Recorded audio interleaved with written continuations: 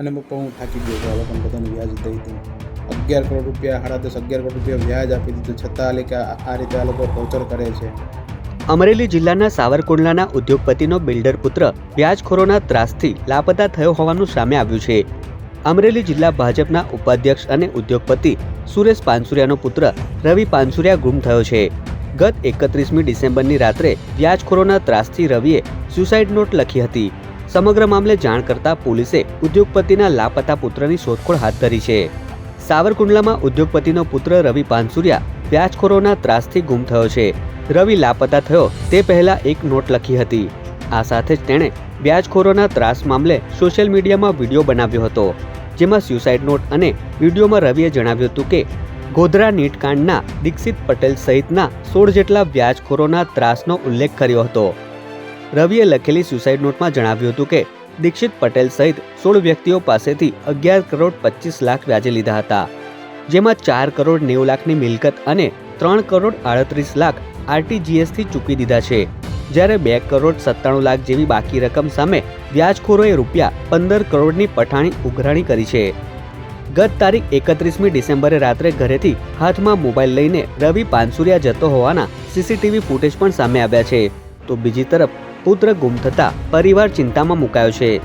સમગ્ર ઘટનાને લઈને પોલીસે લાપતાની શોધખોળ હાથ ધરી છે। સાવરકુંડલા ખાતે મારો દીકરો આ 2 દિવસ પહેલા આવ્યો હતો। ઘરેથી રાતે 11 વાગે નીકળ્યો તો ગુરુ આશ્રમે અને માતાજીને માટે પગે લાગવા જાવ છે એવું કહી, પણ એ રવિ ઘણા ટાઈમથી ટ્રેસમાં રહેતો હતો અને જે વડોદરા ખાતે જે 2-3 જણા પાસે તેને ફાઇનાન્સ લીધું હતું।